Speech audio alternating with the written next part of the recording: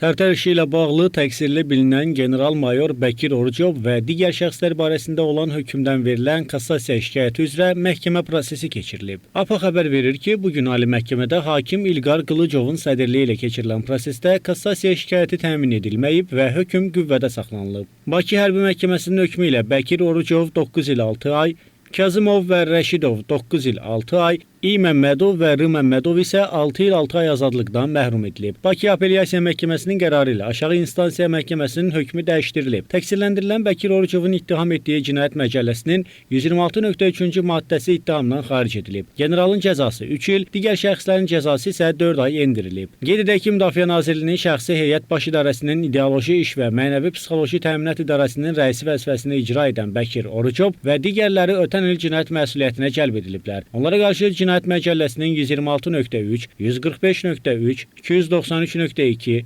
329, 341.2.1 və 341.2.3 maddələri, İntiqam Məmmədova isə əlavə olaraq 178-ci dələduzluq maddəsi ilə ittiham irəli sürülüb.